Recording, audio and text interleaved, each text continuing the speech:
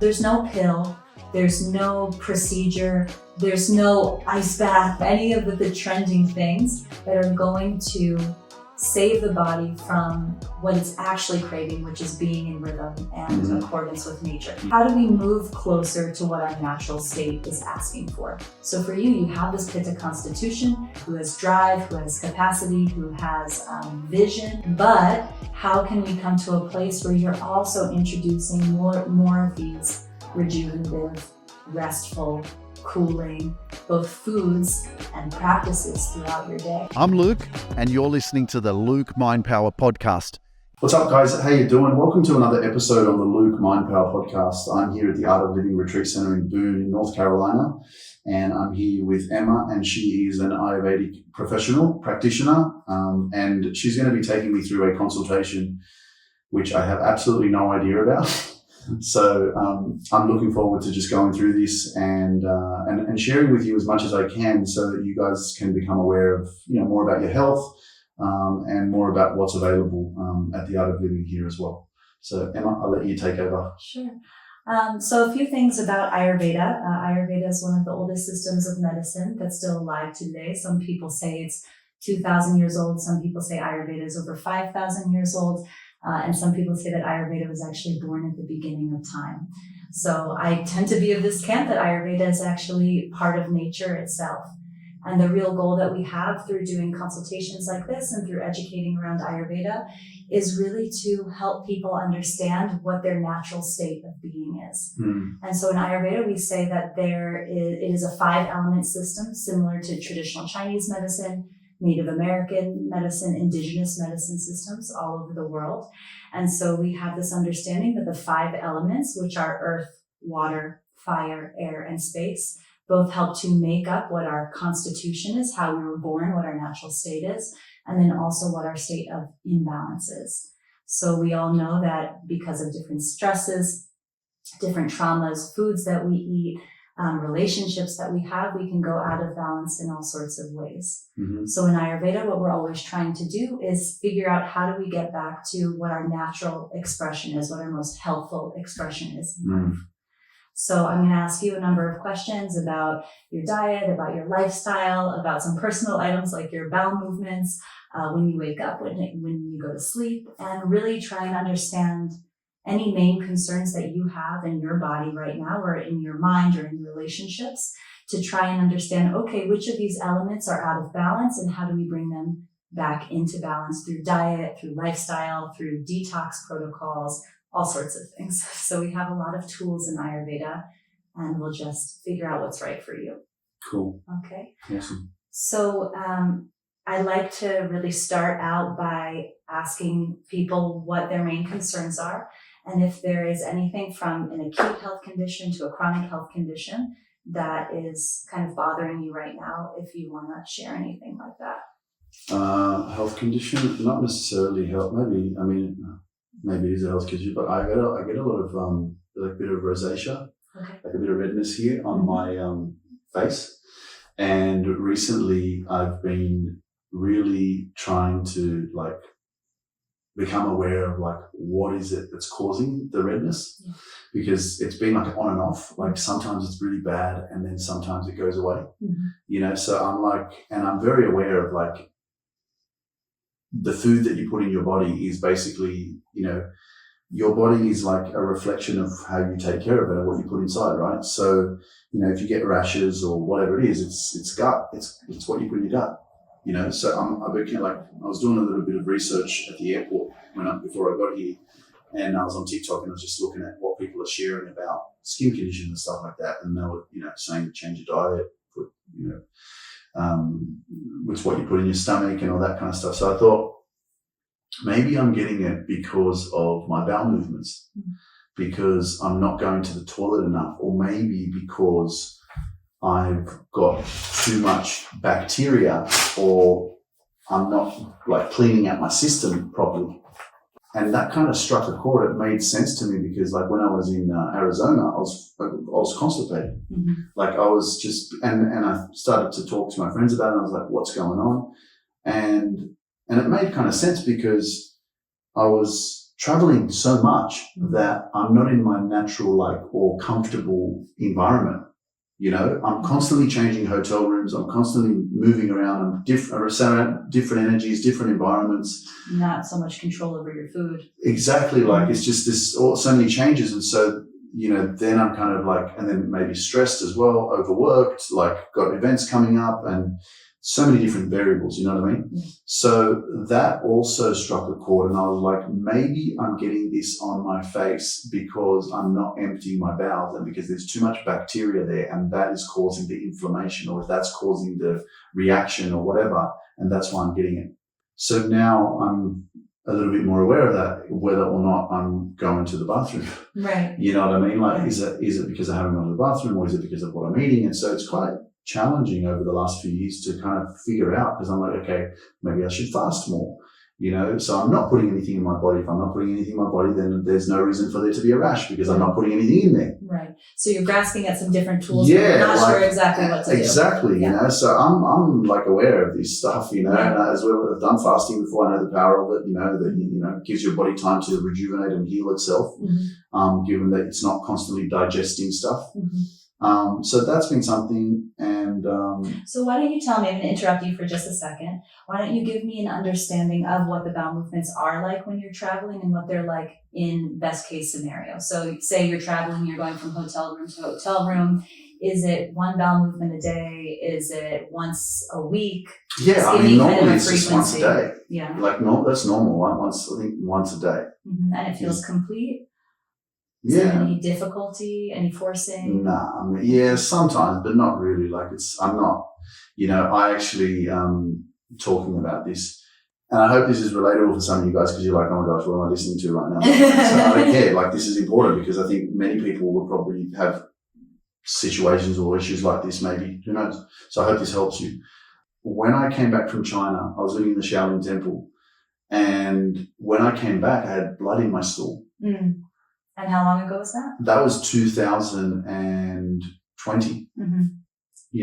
So I reached out to my friend at the time, who was a holistic doctor or whatever. She gave me a new diet to follow, because I came back from China and this whole Chinese medicine and understanding that the body heals itself and all that stuff. So I was really if I get sick, I'm just going to stop eating. I was on that, just stop eating, I'll fast, and my body will heal itself. But she gave me a new diet, and so then I connected with a friend of mine who he does this 72-hour full moon water fast, and so I did a 3-day 72-hour water fast, because I was just adamant that I wanted to heal I wanted to heal myself, from whatever was going on. And I did that, and it's never happened again. The blood in the stool. Yeah. Okay, and was it a copious amount of blood in the stool? Nah. Just streaks of blood? Oh, it wasn't massive amounts. It wasn't pouring out or anything like that, but it was visible. Okay. Yeah. Okay. And so, so the constipation, you're having a bowel movement once a day. Is it ever even less frequent than that, especially? Yeah, when I was in Arizona, it was it'd been probably 3 days, and once you haven't been to the bathroom for that long, it's just on your mind, and you're frustrated and you're annoyed, and it's just hurry up, and and so that's why eventually I went back to my hotel on the night, and I went to Walgreens and got some natural herbal laxatives, and then I bought some colon detox tablets, as well as some probiotic tablets as well, just to kind of add to my diet. Yeah.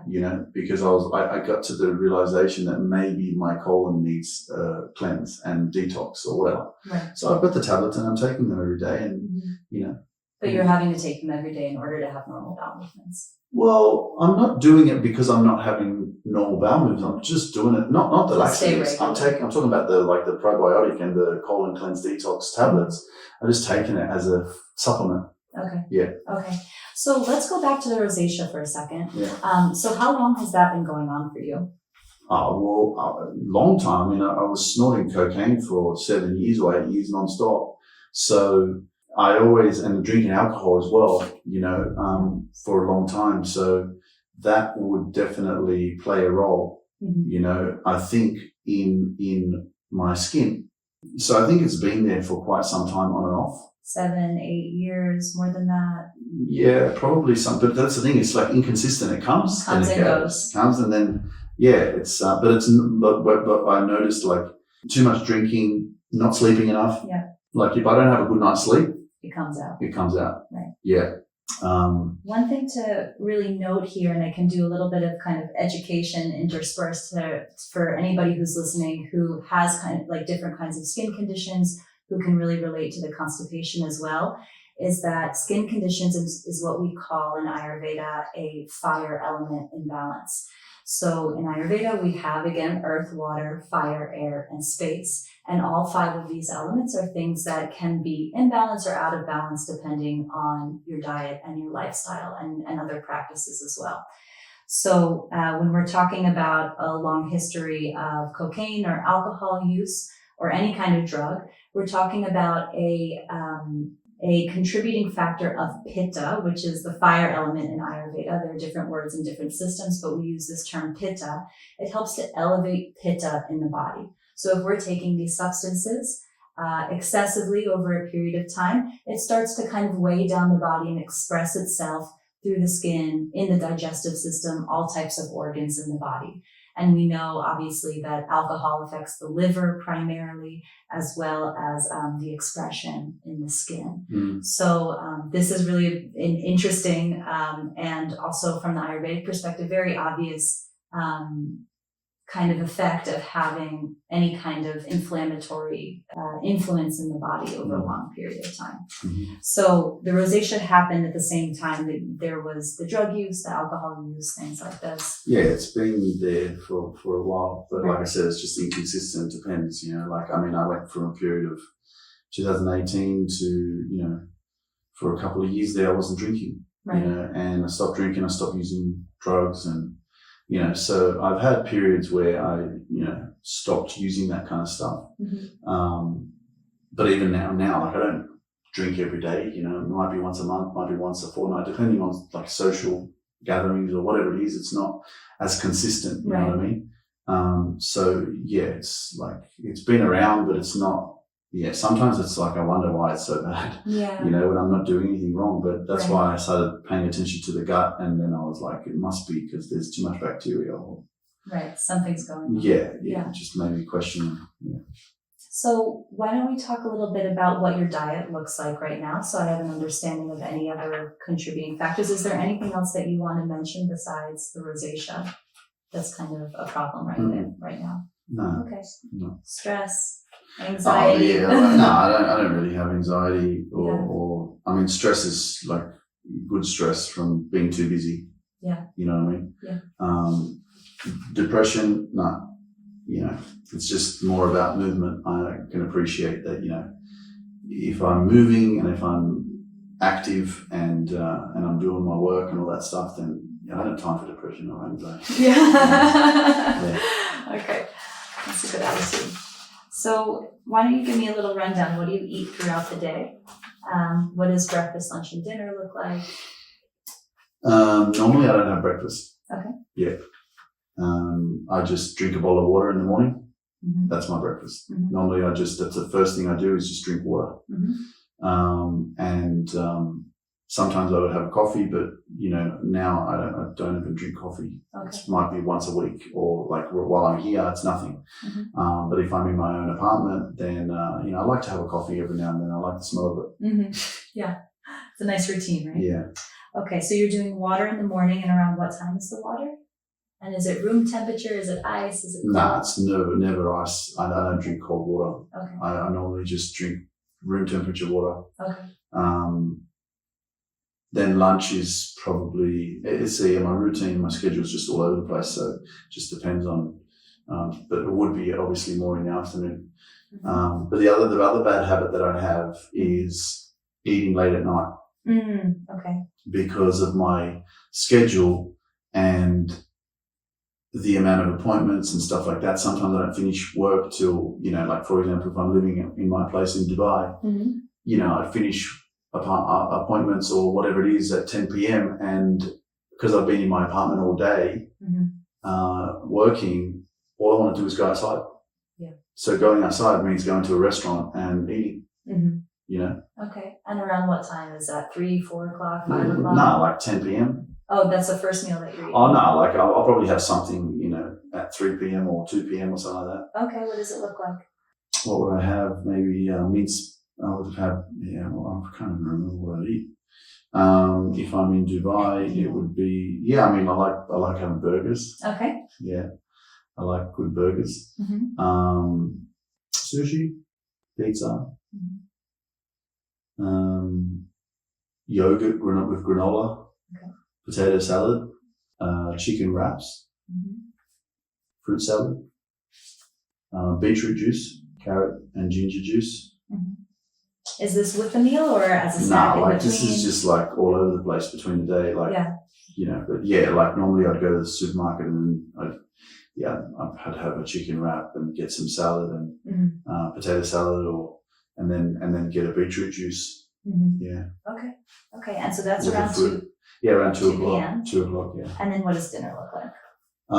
It could be rice with minced beef or beef or pork kebabs, like burgers. I'm just trying to think. Yeah, pasta. Any kind of pasta, whatever. Normally spaghetti or. And dinner can happen pretty late. You said around 10 p.m. Yeah. Like I'll go out of my apartment and I'll just go to a restaurant and just sit down and chill out and have whatever I want. Yeah. You know. What time does the sun go down in Dubai? About 7. Yeah. And are there snacks in between these meals and in between lunch and dinner? Not really. I don't like. Sometimes I buy these protein bars or whatever it is, but normally I don't like to have. Yeah, like I went and did an event in Dubai, and then they gave me a bag, and in the bag was like Tim Tams, like these chocolate Australian biscuits. So I mean, they're in the fridge, and like once or twice or 3 times a day I'd go and have one, but otherwise I wouldn't buy it myself. I don't keep snacks at home and chips and lollies and all this shit. I'm not interested in that. Yeah. You know, I have water and then, but actually when I'm in Dubai, I have meals prepared and sent to my apartment. So I actually have like proper meals. Yeah, I've completely forgot. I actually have proper meals like chicken and rice, pasta, spaghetti bolognese. Yeah. And you mostly have food sent to you. You don't do much cooking. No, I don't have time. I'm too busy. Okay. Yeah. This is good to know. And so in terms of the meals that you are having, are you feeling really strong hunger for each of them, for both lunch and for dinner? You say it's low, medium, high? Not really like hungry, like as in like, oh my God, I need to eat, I'm going to die. You know, I don't know why, but just the whole morning thing, I don't feel like it. Okay. I don't. Yeah. Sorry. Yeah, just wake up, I drink my water and that's it. And I start my day or I go to the gym or whatever it is. Okay. But I was in Dubai in June, I think it was July, and I was definitely not sleeping enough. And so I slept, I think, for 3 and 4 hours or whatever. I got up, I had some pre-workout for the gym, pre-workout powder. And so obviously that's got a lot of caffeine in it. Plus I was having a coffee in the morning or something. Maybe I was on the phone or I was having an appointment. Anyway, so I took that and then I drove to the gym and then I had a session with my trainer. And I can't remember what happened before that, but I was burnt out. I don't know if it was before that, but anyway, so yeah, I had this moment in this episode at the gym where I was hungry and I was after the training and I was going to go and so basically I was training and then he left me and he's a bodybuilder, so he's pretty big and I was obviously pushing pretty hard and so not enough sleep, taking pre-workout, too much caffeine, and then I had a really strong gym session and then I said, I'm going upstairs to get some food from the cafe. There was a cafe in the gym. And I went upstairs and I started feeling very lightheaded and very lethargic and, weak, And so I went and sat in the corner and I thought, okay, this is weird. I'm not feeling the best. And so I'm sitting there and I was talking to my friend on the phone. Well, no, I wasn't. I just said, I'm just sitting here and she's calling me and I'm like, I'm not feeling well. And I'm just on the phone and I'm just like, I don't know what's going on, but I'm not feeling good.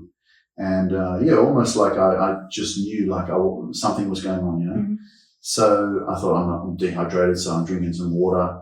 And then it took about another 5 minutes or so before I reached out to the guy that was sitting next to me, and I said, can you give me some cold water? Mm-hmm. Give me some cold water, because Mm-hmm. I felt like I was going to pass out or Mm-hmm. something. Mm-hmm. So he came and got me some cold water, and then I said, they called the massage therapist, which was like a medical practitioner or whatever, and he took me to the massage room under the air conditioning. Mm-hmm. To I don't know, I was hot. I don't know. I think I was overheating or whatever it is. Was your heart racing? Yeah, my heart rate was fast, Mm-hmm. and so I sat under the air conditioning for a while until I got too cold, and then I felt too cold, and I was like, no, I can't be here. So I went and sat outside. So I was pretty out of my ordinary state for about an hour and a half. Until my personal trainer came back, and then I ate something because I thought maybe I'm hungry, maybe I haven't got enough fluid, maybe I don't know. So I ate, and then he drove me back to my apartment. Came back to my apartment, he took me back into my apartment. I lied down, and then I just lied there for the next 5 hours, just watching TV and trying to fall asleep because I couldn't move. So I don't know what that was. But then I went to the gym a few days later, and I was pushing, and then I pushed one more, and all of a sudden, as soon as I pushed that one more, I felt as if I was too much. And then I had to stop training because he wanted me to do another exercise, and I said, you know what? I said, you were right, because he said, hey man, just take it easy, don't push too hard. Yeah. And then, I said, you know what? I said, I'm not feeling the best. I'm not feeling right. And I'm not going to train anymore. I'm just going to go. So I started to pay attention a bit more to like my feeling, my energy and stuff. And I stopped, so I gave myself a break. But I don't know what that was, if it was just me being burnt out, if it was just not enough sleeping, not enough taking care of myself. And I went through that. So I don't know what it was, or what my body was telling me, but I'm putting two and two together, and it's just going, your body's overworked, it's burnt out, it's tired, and you're pushing yourself too hard. Okay. And so a few questions here. So was it the same symptoms that you had experienced the first time? Did you have the heart palpitations? Did you feel overheated? Did you feel anxious? Did you feel shaky? Yeah, like the heart, as soon as the heart rate, I know, and it's like a state that you can you feel a little bit of fear. Yeah. And I've had these anxiety panic attacks before, like smoking weed or having that kind of stuff definitely activates that part for me.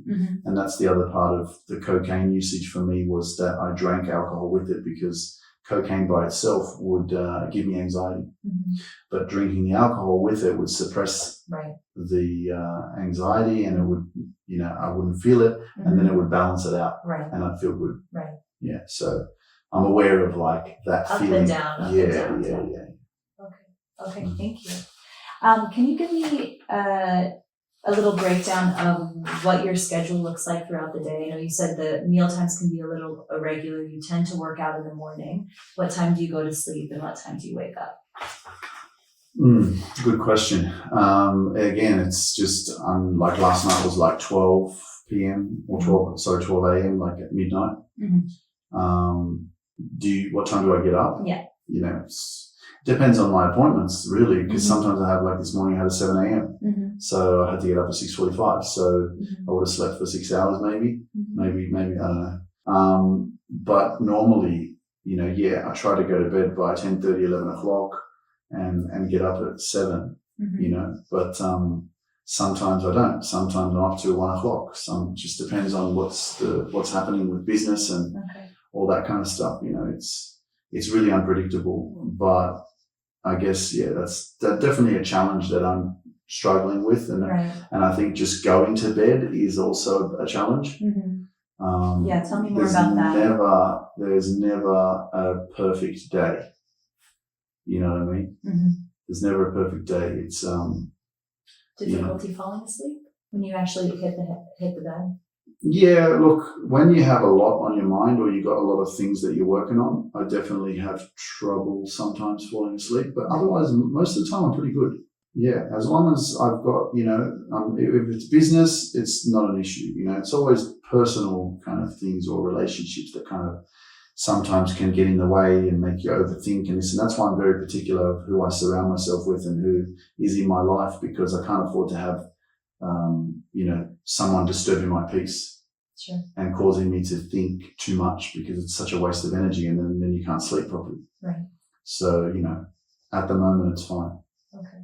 But you find yourself in and out of some relationships that give you undue stress.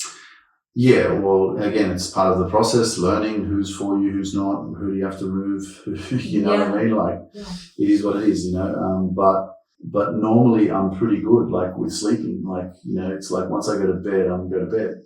Would you say you wake up feeling rested, or do you wake up still feeling like, oh, I wish I could sleep another hour or two? Yeah, I mean, I need to sleep. I know that diet has a big part of that as well. Because if you don't have a good, I remember interviewing a Dr. DiMartini, and he was saying he only slept 4 hours a night for a few years. Mm-hmm. And I'm like, yeah, and it makes sense, because if you fast a lot and you have a good diet, digestive system, then your body doesn't need as much sleep, because it's not stressed by the types of it's foods. not having to process all the foods all the time.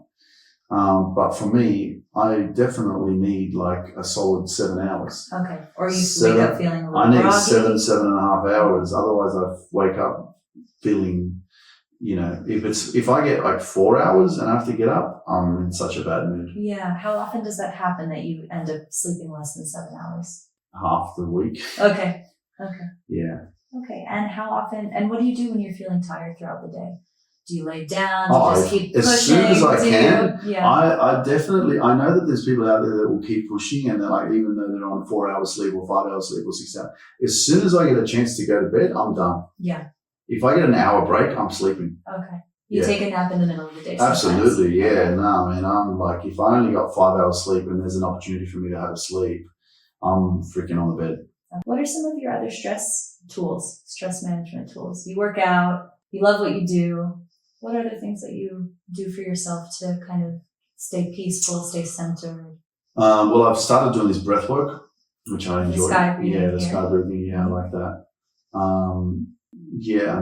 like dancing. Obviously, I create my content, which is pretty cool. Mm-hmm. Go for a walk. I'm just too busy for that, to be honest. Yeah. So I have some questions about your work schedule, because it sounds like some irregularity and change, sometimes lunch is at this time, sometimes dinner's at this time. There's some variability in the schedule in general. Are you having international phone calls? Is that what's keeping you up late? Yeah, I've got my clients are all over the world, so the time's just, I'm not living your Monday to Friday, 9 to 5 kind of life like most people, It's very, all over the place. Okay. Yeah.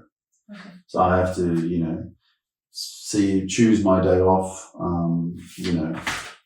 choose, schedule time where I can spend with myself. Mm-hmm. Okay. Anything else that you want to mention? Anything that's coming to mind that feels like a botheration? Anything large or small? Any pain in the body? No, not really. Okay.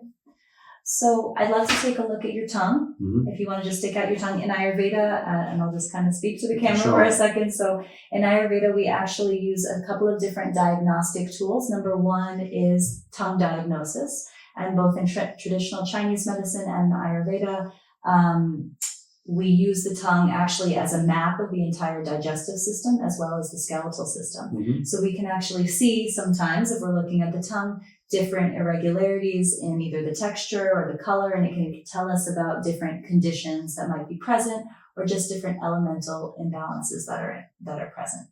So if you want to just stick out your tongue, just go, so I can take a look. You can come a little closer just so I can see. Okay. So I'll describe to you a bit of what I'm seeing. Mm-hmm. So, and actually just one more time, one more good look. Okay. So my question for you is, do you have any back pain? Do you ever have any deep back pain? Do you ever have any kind of nervous system issues? Meaning it could be muscle contractions, it could be twitches, it could be just kind of nervous tension like anxiety that arises. Nothing now, but something in the past? No, I mean, I know that I think one of my legs, or if you look at me standing up when I take my shirt off, one of my shoulders is lower than the other one. Okay. So I know that there's my hips is probably not straight, which means, and I think my left foot is longer than my right. Okay. Or my left leg is, I don't know. But I've had some issues in the past and that's why I don't do squats at the gym with the bar. Like go down, because I know that my lower back, left side is fragile. Okay. So I just avoid that and I do other exercises. Okay. And you've thrown your low back out before? Yeah, like I've been to the osteopath to fix that stuff because obviously I was pushing hard at the gym, and even though if I wore a belt around my waist, it would still happen. Okay. So something that I'm seeing in your tongue, so it's interesting that you're sharing this, is that we say actually that the middle groove down the tongue, have you taken a look at your tongue before? Have you ever looked in a mirror? Okay. Yeah. So this will be a fun thing that you can try doing in the future, is that when you look at your tongue, the center line down the tongue is actually a map of the spinal cord. It's either associated with the spinal cord or it's associated with the nervous system tissue. So anybody with any kind of drug use past usually has a bit of excess stress in the nervous system, right? It's just, in Ayurveda, we say that the body always is a history book. It almost keeps the score of what has happened in the body over time. So even if it's not present for you right now, it's just saying, this is stored in the body somewhere. So when you see the very back of the tongue, this is the base of the spine, tailbone, pelvic area. So there's more of a deeper groove towards the back of the tongue. So it's just telling us, okay, there's some sensitivity there in the low back. Like you said, you're doing some things to be a little bit more careful there, probably strengthen other muscles that are around that area, right? The other thing that you can really notice about the tongue is that it has a very, very pink color to it. So it has more of this redness. And that tells us what we say in Ayurveda is that you have both your constitution, right? This elemental balance in the body of the 5 elements that you were born with when sperm meet ovum from your parents, right? You're born and you have this genetic code, right? And this is actually a reflection of the 5 elements that you're born with. So Luke here is a very prime example of a Pitta constitution. So have you heard this word before, Pitta? So Pitta is the fire constitution, and it means somebody with more of a medium body frame. They're not very thin or lanky. They're not very big and stout, right? They're somewhere in the middle. So the Pitta constitution has both physiological and psychological, basically, elements that are expressed through the fire element. So in the body, it's usually a person who has a strong metabolism, who tends to eat and assimilate food very well. But psychologically, it's a person who is very fiery by nature. It means somebody who's success-oriented, who's ambitious, who's goal-oriented, who has a capacity for follow-through. This is the fire element, right? And this is also, if you think about it, it's not just a physiological expression in the body, it's also a cultural pressure, right? So we live in a culture and in a society, if you live in the Western world, where there is this fire element that is present everywhere. So it drives us, right? It can kind of drive us in this very, sometimes overly aggressive, or if you think about it in a solar way, right? It has this fire, this solar quality, or even overly masculine aspects that are depleting the body, that create a lot of fire through the system and also fire through the mind, right? And so in Ayurveda and also in Chinese medicine, we talk about this balance of yin and yang. We've heard of these words before. So yin is the quality of the feminine, right? It's the nutritive, it's the restful, it's the receptive, it's the calm, it's the kind of the juice of the body, right? The soft, cooling nature of the body. And the yang is the masculine principle. So it has fiery, solar, active, aggressive, intense aspects, right? Mhm. And so all of life is made up of a balance of yin and yang. Our lives should we try and strive for this balance of yin and yang. And different imbalances start to arise when we don't have that balance between yin and yang. So this is really a good lesson for all of us in our Western culture, is how do we find this balance between yin and yang? And this is all to kind of circle back to this expression of a lot of redness in the tongue, right? So there's, we have a couple of different Pitta symptoms. There's this fire element. We have the aspect of some stress, right? A lot of work, a lot of intensity, right? That you welcome, but also it's intense, of course, right? Yeah. But you have the rosacea, and you have some inflammation maybe in the back, right? And so when all of these elements come together, we start to see, there's this expression of too much Pitta, fire element. We can associate it more loosely with the concept of yang, right? This masculine principle that might be a little out of balance in comparison to that feminine yin quality that is restful, that is calming, that is rejuvenative. So in terms of what I'm seeing from everything that you've shared so far is the question, how do we bring more of this yin nutritive quality into the life? The other piece here is the aspect of the wind element. So in Ayurveda, we have Pitta, which is the fire constitution. And then we also have Vata, which is the air constitution.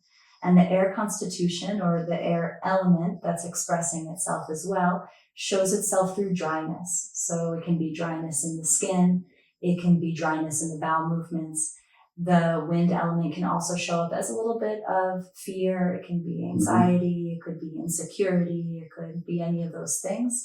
And so when that wind element gets elevated in the body, that's when the expression of dryness, etc., comes out.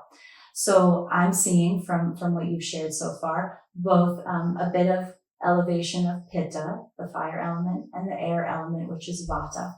And so in Ayurveda and in all traditional healing systems, we say like increases like and opposites heal. So you know already from your diet, you're thinking, I notice like when I drink some alcohol, the redness comes out in the skin.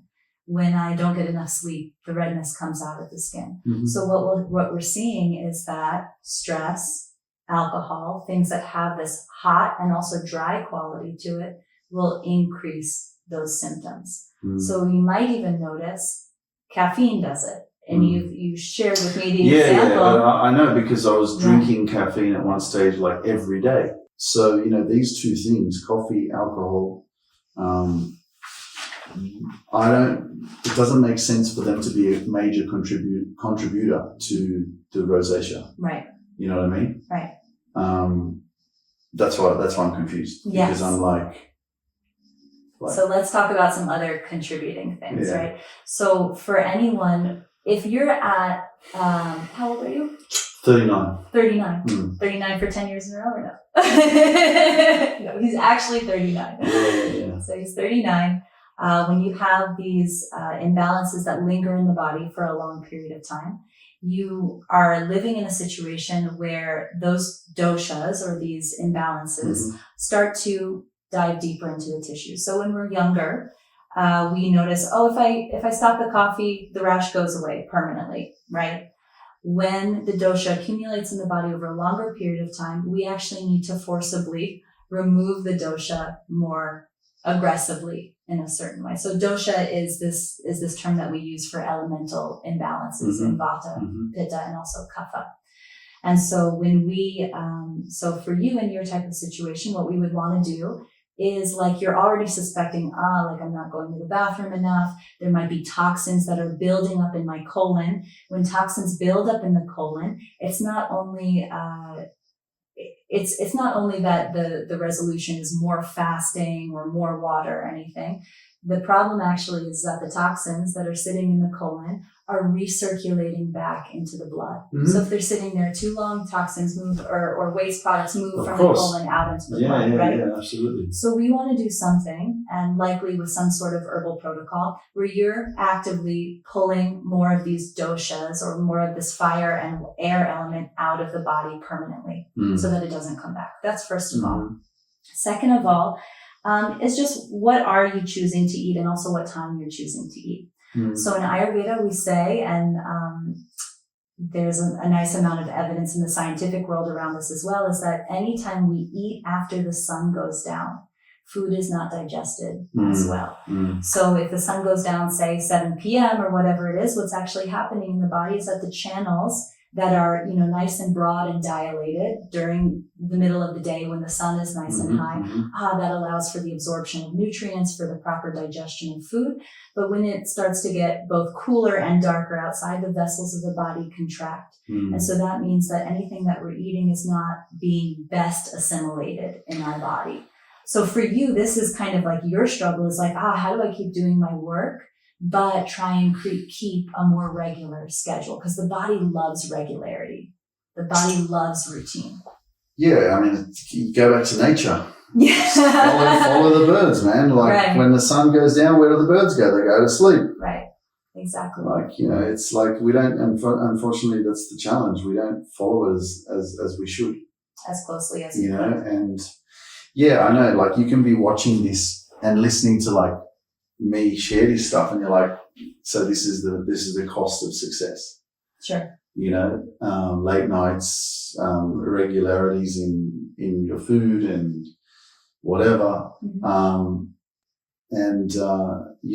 guess, it's like in order for you to get somewhere, there's always something you have to sacrifice. Absolutely. Because you could also go, well, okay, I'll stop doing what I'm doing and I'll just go and do the 9 to 5 and I'll have a regular day where I go to sleep on time and this and that. I don't have all these responsibilities. Right. But then I'm not doing, then you're suffering too, because what if I'm not doing what I'm enjoying? Yeah.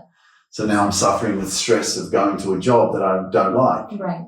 There's some sort of sacrifice that's you know made what I mean? somewhere. And so then it's like, well, what would I prefer? Would I prefer to do what I love and have irregularities and not have everything perfect? And I don't think that this is permanent. This is like what I'm going through now is like a journey of having to deal with this kind of stuff till I get to a higher place of being able to have the resources to have more people help me so that then I can have a balance and a good routine. Right. But like at the beginning of this journey, this is the sacrifice. This is the challenge that I have to go through, in order to get there. So then I can have more people helping me. Right.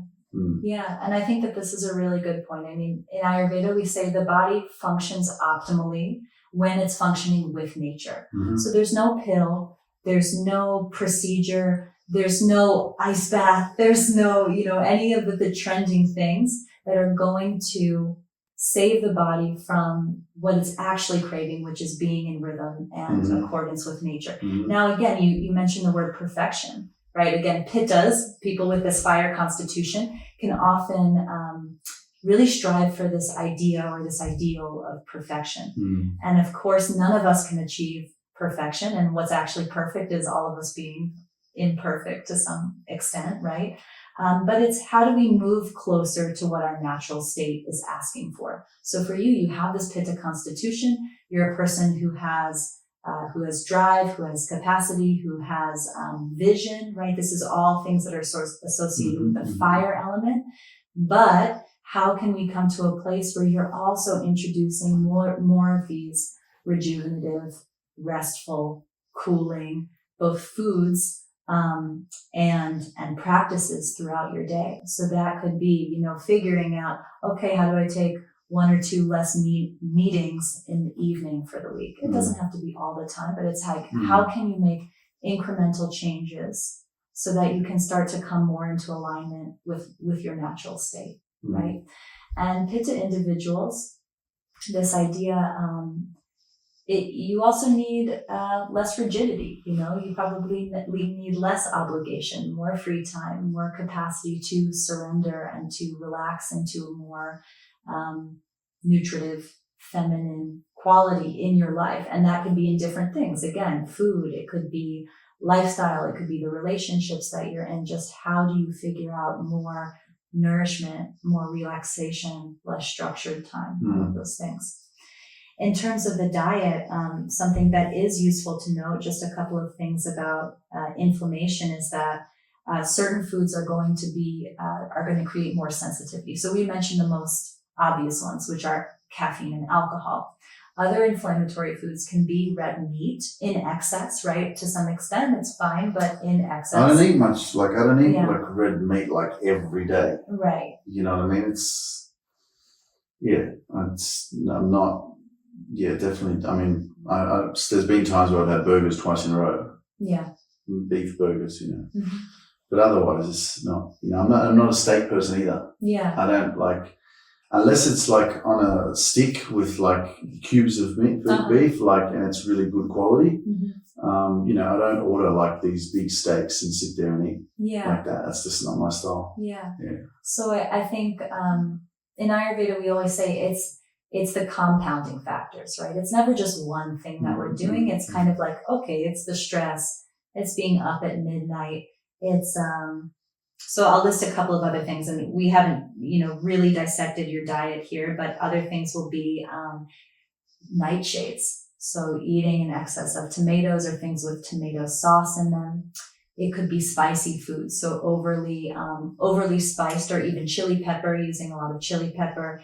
It could be things like peanuts and peanut butter also tend to be more inflammatory. It can be fried food. It can be in excess of cheeses, even in the diet. So you were mentioning too, it feels like maybe there's some candida, or did you use the word candida? Or you said yeast in the body, things like this. All of these things feed off of more of an acidic diet. Mm-hmm. So for your type of constitution, what you're going to do really well with is what we call cooling foods. So that's like coconut, that's cilantro, that's using coriander in your food. It's avoiding things that are fermented. So pickles, yogurt, things like this. So all of these, even if it's what about sauerkraut? Also sauerkraut. Also, what's wrong with sauerkraut? That it's sour. So in Ayurveda, is that no good? That's no good for Pitta. Right. That's no good for Pitta. But I like that stuff. So none of these things in Ayurveda, and I really like to emphasize this because people might be listening to this and saying, oh, well, I could never do that. That's too strict, or whatever it is. It's just about how do you mitigate these things so that it's not the majority of your diet, so that you're eating something that is actually feeling like medicine, that you're using food as medicine. Poultry is going to be cooling. Cooling vegetables are anything that's green. So plenty of broccoli, plenty of asparagus, cauliflower, zucchini, things that have that are chlorophyll rich are also going to help to cool the body down. So that's it in terms of diet so far. Yeah. So, my primary suggestions for you would be read more about the Pitta pacifying diet, learn about what's anti-inflammatory. The other piece here specifically for constipation is making sure that you're only eating every 4 to 6 hours. Now, this is really different than some things that you might hear from other sources, like, if you're intermittent fasting, just eat within that 10 hour window, and then you'll be fine, right? But in Ayurveda, we say you should only eat every 4 to 6 hours. And the reason for that is to make sure that a meal is fully digested before you eat again. So we don't want to do what's called food stacking, which is eating a meal at 12 o'clock and then eating again at 2 or 3 o'clock, right? So having a snack just as soon as you're feeling like just a tiny bit hungry. We want to make sure that there's this big gap of time in between meals so that you're fully digesting a meal before you eat again. If I have a meal, the next meal is like 5 hours later. That's good. Or something like that. I never have like a meal and then 3 hours later I'm like, hurry up. Right. Give me another one. Yeah. But I'd have like this tendency of like, if I'm constipated, for example, I'll go, all right, I still haven't gone to the bathroom, so let me eat again. So that it like. See if it triggers. Yeah. Right. I'm thinking like it might push it down or whatever, because Yeah. how much can you hold? You Right. you're going to keep eating and eating, and eventually it's just going to get up to here, and it's like you're clogged, you know? So one of the best things that I learned when I first started Ayurveda was making sure that I used to travel a lot because I lived in New York and I was moving between New Mexico and New York a lot. Mm-hmm. And one thing that I really realized that totally changed my digestion and changed the way that I traveled and felt really a lot more grounding was to really make sure that I had kind of a routine around travel. And so a couple of things that are really useful here for your digestion when you're traveling is making sure actually that you have as much soups or broths as possible. Mm-hmm. Avoid eating big sandwiches, avoid When traveling? When traveling, Yeah, okay. yeah. Mm-hmm. So keeping your belly nice and light while you're on planes, probably long plane rides for you if you're going from continent to continent. And also making sure that while you're traveling, this is a quick little, sweet little trick, is to take a half teaspoon of powdered ginger in a cup of hot water every 2 hours. While you're on the airplane? While you're on the airplane. So it helps with jet lag, it helps with constipation, and it helps with any type of Where do you get digestive this issue. powdered ginger from? Just from a grocery store. Okay. Yeah, just in a little spice jar. Mm-hmm. You can travel with it. You ask the flight attendant for a little bit of hot water. They give it to you begrudgingly, and you say thank you. So you travel with it. You take it every 2 to 3 hours, and that will really keep the bowel movements regular and also help you feel more grounded. The other thing that you can do, and this one might feel like a little bit more funny, is making sure to oil your feet. Yesterday you received the royal treatment, so you felt the benefit of a full body oil massage and also the drizzling of the oil on the forehead.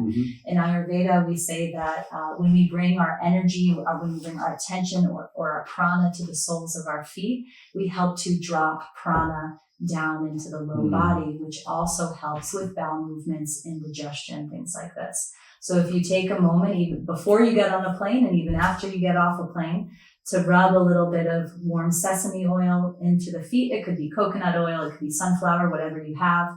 Give yourself a little foot massage here. You can press some trigger points if you know any of them. That really helps to ground your energy both before and after a flight. Cool. Cool? Yeah, that sounds interesting. I might use that. Yeah, so it's a nice little trick of the trade. Other things that I like doing is making sure you get in a nice warm bath as soon as you get to a hotel room after traveling. Again, something to just I did that in kind one of of... my hotels recently. There was a bath there with some salt, some whatever salts, and I was like, I don't know. Doesn't look too bad. I was like, should I? And I was like, you know what? I haven't had a bath, like a bubble bath, for so long. Yeah. So I got all the salt and I poured it out, and I just sat there for 20 minutes or so, just relaxed. Yeah. It's a great practice. It's a really good way to give back to yourself, right? Yeah, because I'm more, I always get the shits because I'll get pissed off because the shower is in the bathtub. The shower's in the bathroom? I like having just the shower that you walk in and there's then enough the bathtub's space. separate. The bathtub is over there. Yeah. Just something personal. But yeah, I'm hearing you. Makes sense. Yeah. And so I think maybe if you're interested, off camera, we can talk more about herbs if that's something that you're into. Other than that, I think one other piece to really hear, and maybe some of your audience are people who are also health coaches, who are also doing a lot of work with other people, is remembering the balance of energy, right? So when you're a healthcare worker, when you're a health coach, anything like this, you're constantly giving, right? You're giving and you're giving and you're giving. But we can't give from an empty well. So making sure that you're really prioritizing that time where you give back to yourself, where you're nourishing yourself, like you're doing here, you're doing meditation, you're doing treatments, all of this stuff. So that you're drawing from a place of like deep capacity. I mean, I talk about this all the time on my podcast, you guys hear me talk about, make sure you fill your cup so you're overflowing, right? And you're not pouring from an empty cup, and make sure when you give, you're receiving. You're not just pouring into someone and they're giving anything back to you. So it's stuff that I'm aware of, but I guess because I'm me and I'm in my position, I think it's just the balance of like just doing everything, you know, and sometimes it is a lot, you know, and so that can be causing, you know, the imbalance in my lifestyle. Absolutely. So thank you. I think, well, we'll talk more about herbs and other things with diet that you can do. But again, you know, Ayurveda is a lifelong journey. It's not a single solution. One of the beautiful things about really learning about the system is this deeper understanding of knowing yourself and also the signs that your body's giving you. The way that your body function is not the same way that another person's body's function. So this is the beauty of the Ayurvedic system, traditional medicine, is that you're not just going into a doctor and somebody's giving the same pill for every single imbalance, but that you're getting a protocol and an understanding of your own body that's very specific and individualized for you. Awesome. There you have it, guys. If this was your first experience with Ayurveda, well, then maybe this will be the first of many. You know, do some research. You know, obviously, if you're not in the US or in, you know, North America, and you're not close to the art of living and you can't come here, then, you know, I'm sure that you'll be able to find. I know the art of living is all around the world. But yeah, do some research, get on Google, you know, and maybe you can get yourself a consultation so that you can learn a little bit more about your body as well. Because like, you know, she was saying, Emma was saying, you know, everyone's different. You know, and it's really about you tapping into yourself and learning more about yourself so that you can find your flow and your balance. And, you know, again, it's always been about being the best version of yourself, you know, and we can't do that again. Like you said, I like how you said you can't pour from an empty well. I always say empty cup, and there's all these different ways of analogies that can help you to understand, you know, what's going on in your life. So thanks so much, guys. I hope that you appreciate this episode. Let us know in the comments below what you've learned or questions that you may have or experiences that you've been through as well yourself, because other people will read them, and, you know, this is a good opportunity for us to learn from each other as well with the different health experiences or situations that we're going through in our life. So don't forget to hit that red subscribe button, and make sure that you also check out the Art of Living Retreat Center on Instagram. The link's in the description below, and I will see you on the next episode. All right, see ya. Bye. Thank you for joining me on this journey of self-discovery and growth. If you're ready to grow and reach your full potential and find inner peace, send me a DM that says, "I want inner peace," and I'll send you the next steps. You can accomplish anything you set your mind to. When you change your mind, you change your whole life. So don't hesitate and send that DM over to me. Myself and my team can't wait to meet you and witness your transformation in full glory. See you next week.